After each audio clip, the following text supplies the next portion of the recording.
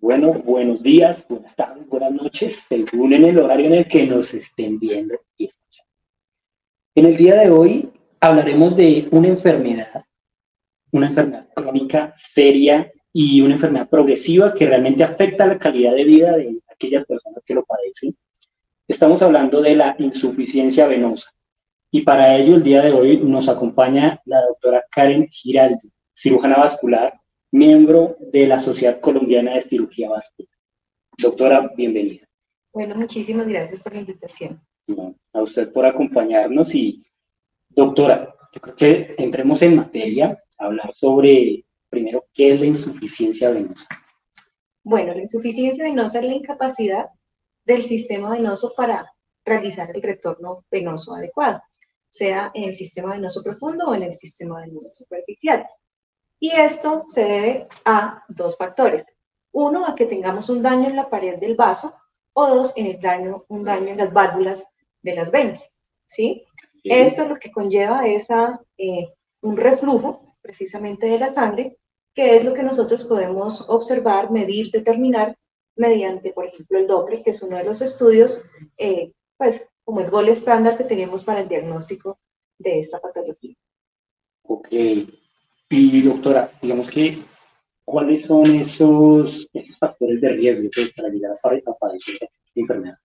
Bueno, dentro de los factores de riesgo, de hecho, uno es ser mujer, hay una prevalencia mayor en las mujeres, precisamente el estado de embarazo, ¿sí? La obesidad, la genética, la carga genética que tengamos en nuestros padres, abuelos, en especial la rama femenina, nuestra mamá, nuestra abuela, digamos que eso también conlleva a que tengamos una mayor probabilidad de presentar la patología. Otros factores como los anticonceptivos orales también, ¿sí? La carga hormonal, nuestro trabajo, ¿sí? Es un factor de riesgo cuando estamos o mucho tiempo sentados o mucho tiempo de pie, eso también aumenta la posibilidad de que presentemos esta enfermedad. Ok, bastantes cosas que pueden conllevar. Sí, sí, sí. Y bueno, doctora, ahí me parece importante también que aquellos que nos pueden estar viendo entiendan si están o no presentando la enfermedad. ¿Cuáles son esos síntomas que pueden delatar tener o no la enfermedad? Claro, digamos que es una gama amplia de síntomas.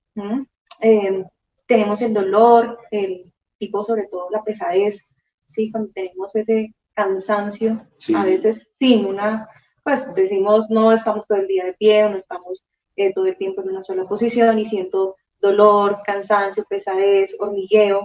En otras condiciones también puede haber mucho prurito, que es el rascado, pica, las piernas pican. También pueden haber parestesias, es decir, como hormigueo en las piernas, y también la hinchazón, ¿sí? El edema, que es el término médico, pero para que lo entiendan nuestros pacientes y todo quien nos estén escuchando, es la inflamación, la hinchazón en las piernas, ese es el edema. Okay. Sobre todo es un edema que es muy característico porque se da sobre todo en las tardes, ¿sí? Es decir, como acumulado en el día. No es que el paciente amanezca con inflamación. Ok, ya cuando llega a casa, que descanse y ve esas piernas inflamadas. Exactamente. Ok, bueno, interesante. Doctora, ahí sí viene un poquito de entender, más allá de los síntomas, cuáles son esas complicaciones severas de la patología. Y lo pregunto un poquito porque en la familia uno es común ver a la tía, a la abuela con varices, por ejemplo. Pero creo que eso no es lo último a lo que puede llegar, ¿no? O sea, claro. Aquí podemos hablar de la clasificación. Entonces, la clasificación está de 1 a 6. En la 1 es cuando empezamos, bueno, de hecho 0, que podemos tener insuficiencia asintomática. Y la 1 es cuando empezamos ya a ver los vasitos, como las arañitas que dicen las mujeres, sobre todo, que son las que más por vanidad a veces consultan por esto. Que el término médico son las telangiectasias. Luego ya pasamos al grado 2, que es cuando tenemos una varice visible, como tú dices. El grado 3 es cuando esto se nos asocia a edema, a la inflamación que hablábamos, a la hinchazón de las piernas. El grado 4 es cuando ya empezamos a presentar cambios en la piel. Entonces es una piel que cambia su textura, se vuelve más gruesa, ¿sí? hiperpigmentada, sí, pueden haber cambios en la coloración. Okay. Ahora en la nueva clasificación ya hay grado A, grado B, bueno, no voy a ahondar en esto, es dependiendo pues, de los hallazgos que encontremos. El grado 5 es cuando tenemos una úlcera ya cicatrizada, es decir, todos los cambios tróficos más una cicatriz.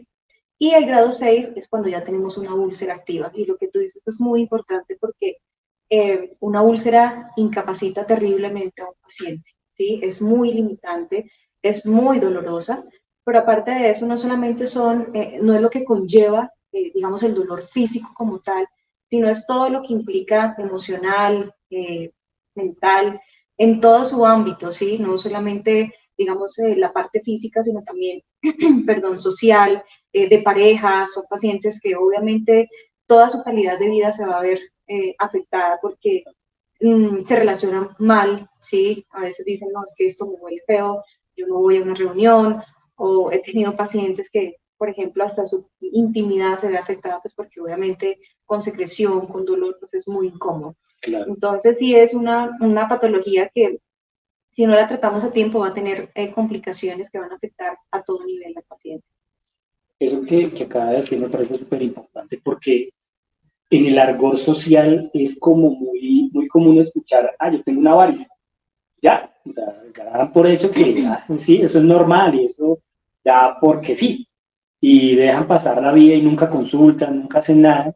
Y por lo que estoy entendiendo, la patología va a tomar cierto avance y puede llevarlo a cosas demasiado severas. Claro, si no se trata a tiempo, o por lo menos si no se frena, porque es una patología que es progresiva, ¿no? Esto no tiene reversa. No es que podamos, yo siempre le digo a mis pacientes y se ríen porque yo les digo, no es que si toman o se ponen o se aplican, entonces, porque hay mucha publicidad engañosa, entonces aplíquese esta crema y se le desvanecen las varices. No. La patología venosa es la patología más común, más frecuente en vascular. De hecho, yo creo que en la consulta el 80-90% puede ser la insuficiencia venosa, lo que más vemos. Ok. Tocó un tema también que me parece importante y voy con la siguiente pregunta, que se ata un poquito ahí, y es el tema de las opciones de tratamiento que puedan tener esos pacientes. ¿Qué es lo que se...?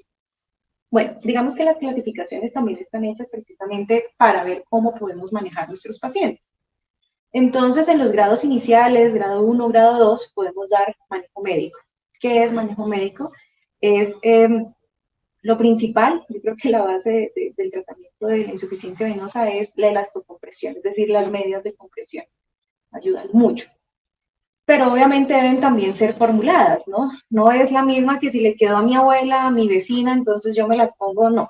Entonces esto debe ser graduado, dependiendo, no es lo mismo, yo soy chiquita, pero no es lo mismo que sea una paciente chiquita, que sea flaquita, que sea gordita, porque obviamente digamos que la presión debemos graduarla. Okay. Parte del tratamiento también, digamos que son medicamentos relativamente nuevos, pero que para mí la verdad ha sido muy importante tenerlos en esa posibilidad de darle al paciente algo más, no solamente, oiga, vaya, póngase las medidas, sino, mire, tómese esto que le va a ayudar mucho con los síntomas, y son los flebotónicos, ¿sí? Okay. A mejorar la tonicidad de la vena.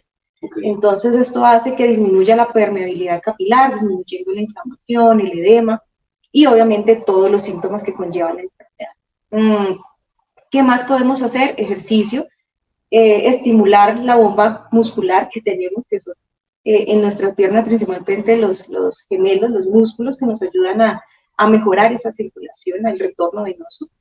Y otros factores ya pienso yo que es más como de salud y higiene laboral, que es tener pausas activas, si vamos a estar mucho tiempo sentados, tratar de poner un poco los pies hacia arriba para que nos ayuden a descongestionar. ¿Qué más podemos hacer? Si estamos con sobrepeso, disminuir el peso también nos ayuda bastante, porque al tener mucha barriguita, esto aumenta la presión intraabdominal y obviamente hace que el retorno venoso sea más lento, que sea más difícil, y esto también pues permite y conlleva a que se presente la insuficiencia venosa o que se acentúe un poco más, a que sea un poco más fuertes los síntomas y la enfermedad también puede progresar. Ok. Doctora, hace un momento nombraba un poquito el tema de publicidad engañosa respecto a ciertos productos y ahora nombra algunos en el tema farmacológico. Pero esto siempre, y como para dar claridad a los pacientes, esto siempre debe ser indicado por un médico, ¿verdad? Claro, total. Si bien no muchos tienen, digamos, una gama amplia de contraindicaciones o de efectos secundarios, obviamente no todo paciente está, pues tiene indicado el medicamento, o no es tampoco tomarlo todo el tiempo. No, es que tengo varios, entonces yo he tenido pacientes que dicen, doctora, es que llevo 2 años porque vi en la televisión y estoy tomando castaño de India. Entonces, no, obviamente todo tiene que tener una prescripción. El tratamiento es muy importante aquí mencionarlos, bien sea médico o quirúrgico, debe ser individualizado. O sea, no es general, no es que a todos nos sirva todo, porque sí depende de sus antecedentes, bueno, de muchas otras cosas, de muchos otros factores que es propio de cada paciente. Y que el tratamiento a sí mismo, tanto quirúrgico como médico, pues obviamente debe ser enfocado a esas cosas específicas y detalladas de cada paciente, porque no todos somos iguales. Total. Y esa parte me parece muy importante porque estamos un poco dados a la cultura de preguntarles al vecino antes que al médico. Sí, o ir a la droguería, y obviamente pues con el respeto de los farmacéuticos, pero pues obviamente cada uno tiene sus indicaciones, ¿no? Y no se debe tratar generalizado, porque cada paciente es un mundo diferente. Un mundo diferente, sí, me parece importante eso, que ayuda a hacer conciencia un poco sobre esa automedicación que acostumbramos en muchas ocasiones. Exactamente. Y lo que te decía también de las medias, ¿no? No es que vengo y deme unas medias como si uno fuera a comprar las normales de diario, ¿no? De diario, sí. No, hay que saber según si es de baja, mediana, alta compresión, dependiendo también, porque a veces, por ejemplo, tenemos pacientes con enfermedades mixtas, ¿sí? Que no solamente comprometen el sistema venoso, sino también, por ejemplo, el linfático.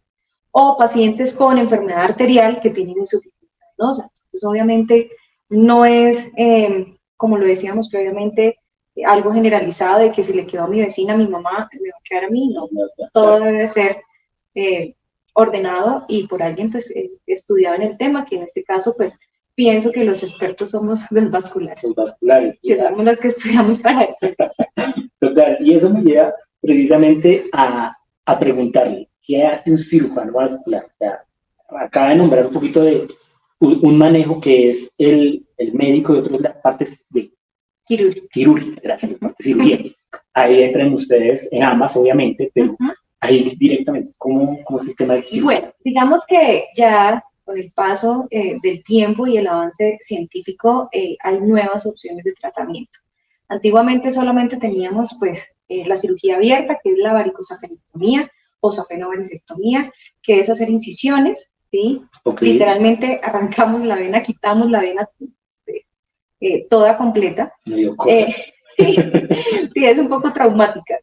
Y hacemos pequeñas incisiones donde vemos las varices que no, digamos que no están en el trayecto de la safena mayor o de la safena menor. Obviamente es una cirugía pues radical porque literalmente la estamos quitando, pero pues obviamente con otros posibles riesgos de complicación como los hematomas, el sangrado, la infección de las heridas. También estos pacientes obviamente requieren anestesia, ¿sí? Hay pacientes pues que a veces por sus riesgos o comorbilidades pues llevarlos a un procedimiento quirúrgico y someterlos a anestesia, bien sea regional o general, pues aumenta su mortalidad. Entonces ahora ya hay métodos menos invasivos, ¿sí? Que son endovasculares. Tenemos algunos térmicos, algunos no térmicos como el láser, la radiofrecuencia, no térmicos como el cianocrilato, como la espuma, que es bastante ya pues conocida. Entonces, pues son procedimientos que también depende de cada paciente, ¿no? Hay que indicar, pues digamos que ahorita lo ideal es hacer estos métodos, sobre todo los térmicos, tienen cuando uno los compara en efectividad a 5 años, se equipara casi a la cirugía abierta. Entonces son métodos muy efectivos con menos riesgos de complicaciones. Obvio, todo procedimiento es susceptible de tener complicaciones. Por ejemplo, una de las más frecuentes cuando hacemos estos métodos térmicos es la formación de trombosis venosa profunda, pero en unos porcentajes muy bajos. También cuando hacemos, por ejemplo, métodos químicos como la espuma, riesgos de quemadura también de la piel, ¿sí? Pero pues obviamente si uno lo hace de forma rigurosa, bajo todos los protocolos, pues estos riesgos también se minimizan.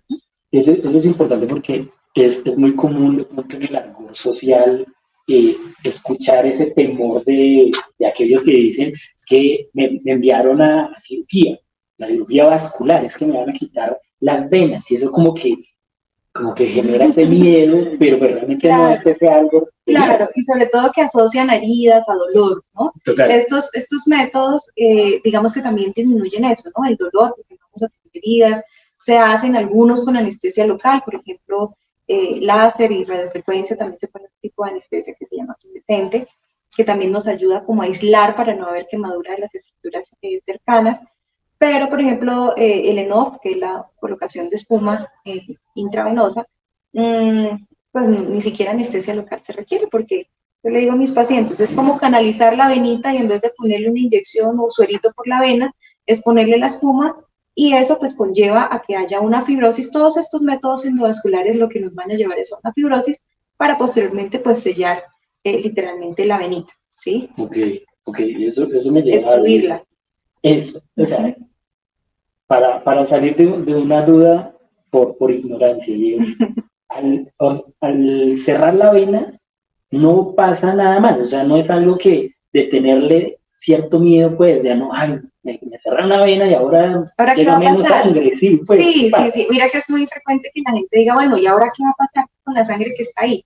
Pues precisamente para eso tenemos un sistema venoso profundo, ¿sí? Okay. Nosotros operamos el sistema venoso superficial, ¿sí? Y les digo, pues es igual a como si te la estuvieran sacando, o sea, como si te hubieran hecho la cirugía abierta, ¿sí? Cuando la retiramos totalmente, pues obviamente por ahí tampoco va a haber flujo. En este caso no la retiramos, pero sí la sellamos y pues ya se deriva el flujo que iba por ahí. Hacia el sistema venoso profundo. El sistema venoso profundo. Y eso es importante un poquito de esa claridad. Bueno, de pronto nos saltamos la anatomía un poquito. No, pero sí, las preguntas nunca se ligaron hacia allá, pero me parece importante porque pues se escucha ese temor, ¿no? O sea, dentro de esa duda social, esas preguntas que se hace la gente en la calle, obviamente por no tener la academia dentro de medicina no entiende, y uno normalmente pues no va a comprenderlo, pero pues es algo, en este caso, si lo entiendo bien, no hay afectación mayor, todo se va, la sangre va a tomar otro camino, va a seguir normal, la persona va a ser... Hay algo que mira, y ya que lo nombras de otro camino, es, siempre les explico a mis pacientes, es que la insuficiencia venosa crónica es eso, es crónico, no se cura, ¿sí? Nosotros a veces pecamos, pienso yo, que también es responsabilidad de los vasculares, que no le decimos esto a nuestros pacientes. Entonces, al cabo de unos 5 años, ¿sí? O 10 años, al paciente le sale otra varice por acá y literalmente lo primero que dicen es que mal operado, porque me salió otra varice, pero no es eso. Y yo siempre les digo, el hecho de que lo operemos al paciente o que te vayamos a operar no significa que hasta aquí llegamos y que nunca más nos volvemos a ver, o que ya fue definitivo y ya no hay nada más que tratar. Siempre les digo, mire, ahora vamos a tratar lo que está enfermo, pero si no somos juiciosos, poniéndonos, pues si vamos a estar expuestos a mucho tiempo, un periodo prolongado de tiempo de pie, bueno, si nuestro trabajo lo amerita, perdón, utilizar las medias, no subirnos de peso, hacer ejercicio, ¿sí? Como disminuir esos factores que pueden llevar a que las venitas sanas que nos quedaron puedan tornarse varicosas. ¿No? Ok, gracias por esa aclaración, sí me parece. Sí, porque no, o sea, no es curable, ¿sí? No es curable, empezamos, lo único que nosotros hacemos es tratar en ese momento y evitar que la enfermedad también progrese, ¿sí? Pero ya... dependerá del paciente un poco. Claro, o a veces cuando uno trata pacientes ya en estadio, bueno, clasificación 1A, que es la clasificación 4, a veces dicen, doctora, ¿y usted me opera y la piel me queda igual? No, o sea, ya la cicatriz, la hiperpigmentación, puede que mejore algo, pero la verdad ya, ya lo que está, está. Ok, Sí, la frase del fotógrafo. Como que, Sí. ok, no, y entendible. Y realmente eso permite pues también a quienes nos escuchan y de pronto tienen la enfermedad, también les hace una idea de, ok, no es una cuestión de que voy al médico y ya encontré la solución absoluta, no. Claro, Hay aún mucho, cuando se depende de, operan. aun cuando se opera, que eso es Exacto. importante. Y yo siempre les digo, no es que se operen y se olviden del vascular, ¿sí? Hay que estar en controles Ok, periódicos. periódico. Obviamente cada vez pueden ser más retirados uno de otro, pero siempre estar pendientes. Ok, importante eso, sí, gracias, doctora. Y bueno, ya íbamos hablando de esos procedimientos, es importante, pero digamos que ahora esas recomendaciones en casa, esos cuidados, porque digamos que el paciente, o más que el paciente, en las familias siempre se escucha la recomendación de la abuela, ¿no? Tú a las piernas para que descanse, o haga esto, realmente de eso que funcione, ¿qué se puede llevar los pacientes realmente a la casa? Claro, entonces, ¿qué es si funcionan? Las medidas, ¿sí? Okay, las medidas de compresión. Las medidas de compresión que volvemos a reiterar, pues deben ser formuladas. No Okay, es sí. ir allá como si fuera uno al supermercado. Controlar el peso, si estamos con sobrepeso, ¿sí? Lo de subir las piernas, digamos que a mí me parece que es una buena recomendación. De hecho, he visto que ahora en salud laboral y en higiene laboral, por ejemplo, las secretarias ya les ponen su banquito para que suban las piernas un poco. Eso ayuda. Hacer pausas activas. De hecho, yo, por ejemplo, lo hago cuando estoy operando, que está a veces uno en cirugía todo el día, me pongo mis medias y estar elevando el talón, como si estuviéramos empinándonos, ¿sí? Para contraer el músculo. Y eso, pues, obviamente ayuda, como lo explicaba previamente, a mejorar el retorno venoso.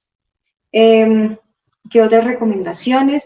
No hacer ejercicio. Pienso que el ejercicio es saludable a todo nivel y obviamente para la salud, no solamente de las venas, sino de las arterias y de todo nuestro sistema. Y ahí como complemento, no sé, doctora, y rompiendo un poquito mitos. Eso de llegar a la casa en la noche y usar crema y hacerse masaje, ¿útil, no útil? Sí, pues digamos que sobre todo, bueno, no es que como esas cremas que vuelvo a decir que quitan las varices o eso, pero sí hay algunas cremas, algunos geles que nos ayudan por su composición a sentirnos al menos más relajados, por lo menos a disminuir el dolor. Obviamente si el edema es por causa de retorno venoso, pues si lo ponemos hacia arribita, pues nos va a ayudar también un poco más a disminuir este síntoma, el dolor, los calambres. Entonces sí, las cremas y esto pueden también ayudar. Geles también ayudan. Ok, bueno, pues, doctora, yo creo que eso ha sido todo realmente. Antes de cerrar, me gustaría saber los pacientes que deseen un poquito conocer más y pues, de pronto buscarla en algún momento donde lo pueden hacer. Bueno, muchísimas gracias nuevamente por la invitación. Yo trabajo en la Fundación Santa Fe de Bogotá, cualquier cosa ahí me pueden encontrar. Y pues en mis redes sociales. Okay, pues yo aparezco como Karen Giraldo. Karen Giraldo Peña. Ok, perfecto. Doctora, pues muchas gracias de verdad por este espacio. Gracias por compartir con nosotros. Espero que igual haya quedado claro. Obviamente pueden surgir muchas otras preguntas, otras dudas. Cualquier cosa, pues podríamos hacer otro programa igual en donde podamos tener esas recomendaciones o dudas o esas preguntas que algunos pacientes pueden generarse a partir de esta charla.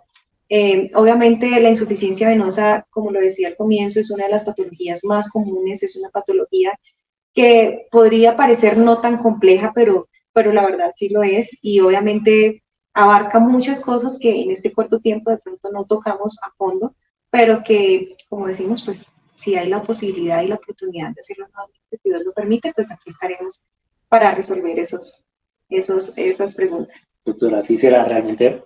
Pues quedamos a que quienes vean este video, quienes puedan escuchar también, pues dejen sus comentarios, sus preguntas, sus dudas, y ya estaremos haciendo probablemente otro espacio para que la doctora pues los pueda responder. Bueno, y muchas gracias. Que estén muy bien, hasta luego. Hasta luego.